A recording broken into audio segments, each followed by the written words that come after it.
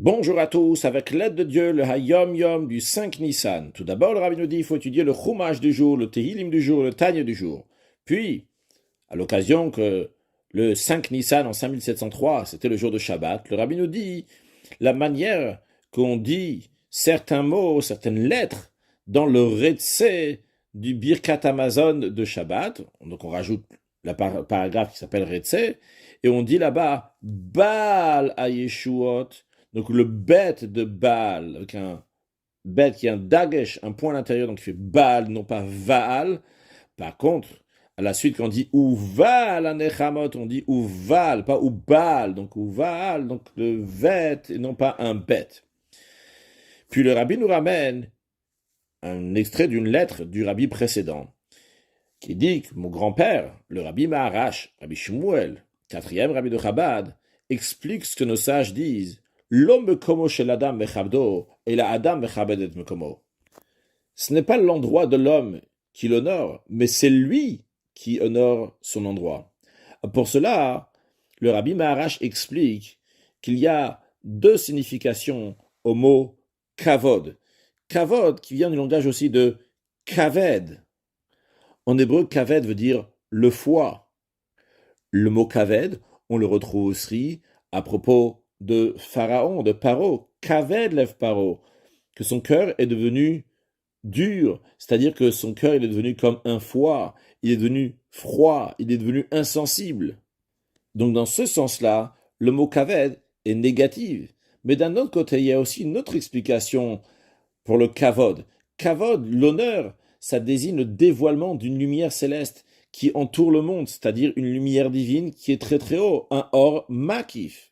Maintenant, basé sur ces deux explications du mot kavod, d'un côté donc négatif, du côté kaved, comme un foie qui est insensible, et d'un autre côté kavod, qui veut dire un grand dévoilement, eh bien, revoyons maintenant les paroles de nos sages, l'homme komo shel adam mechabdo, et la adam mechabed et mekomo. Il y a deux fois le mot kavod dans cette phrase-là, et à chaque fois le mot kavod va être expliqué de manière différente. Alors voyons.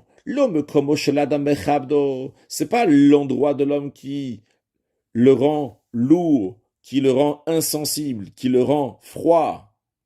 C'est-à-dire que lorsque quelqu'un se trouve dans un endroit qui est difficile, qui est froid, qui est insensible, il doit savoir que non, non, non, cet endroit-là ne peut pas Mechabdo, le rendre kaved, le rendre froid, le rendre insensible à lui.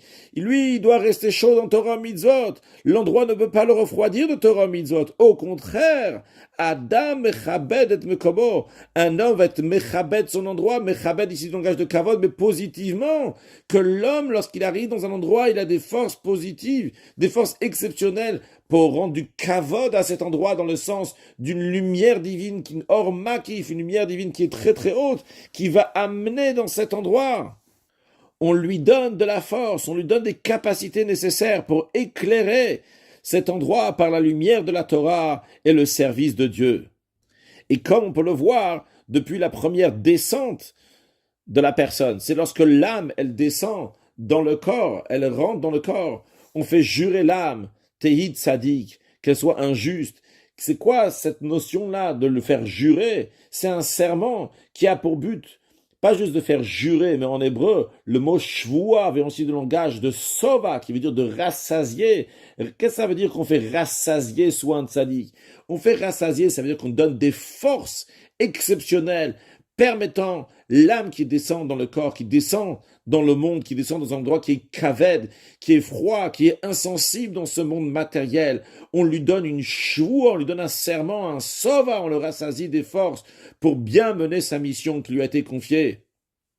Et de même qu'il en est, lorsque l'âme, elle descend dans le corps, il en est de même aussi dans chaque endroit où la personne, elle arrive, qu'il a des forces pour pas se faire attraper par l'endroit qui est froid, qui est insensible, mais au contraire que lui va amener une grande lumière divine par la Torah, par les mitzvot, et en rajoutant des actes de bonté, de bienfaisance pour amener Mashiach Now, un excellent Yom.